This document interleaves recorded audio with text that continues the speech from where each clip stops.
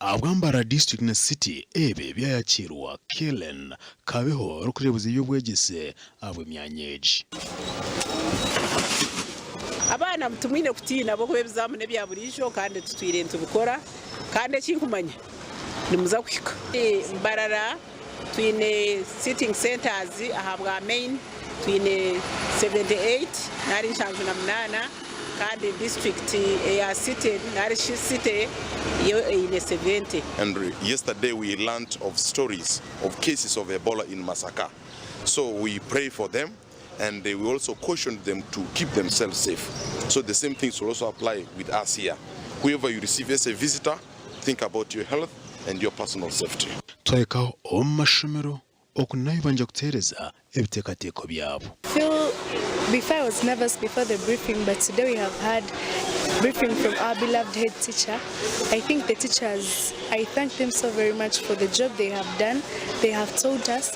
Our parents have paid our school fees. Kaniseje kandi nsima rahanga munonga tukatwera rekirire abo kugira ngo enyuma za lockdown zikaza za lockdown tutekateka ngo mwaka ubundi ntabasa wishagaruka kuba buremezo bwe kuko tubireho nsima rahanga munonga kureba nkano mwaka turiyo twenda guhikaje amuheru na munonga ngo kibina kiti cya mushanje nani mbashaba mugume mushome bible zanyu emphasis mugiteka akushaba jango kama bahereze amani go kore buzambyanyu.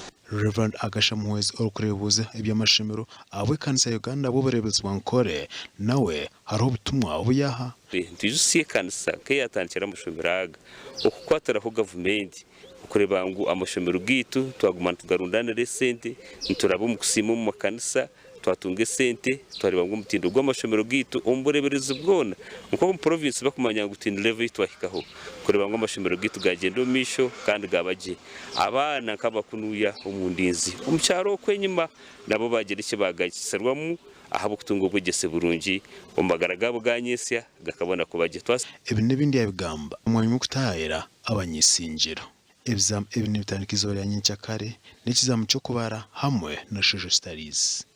Our TV West ndisenyomo Gideon.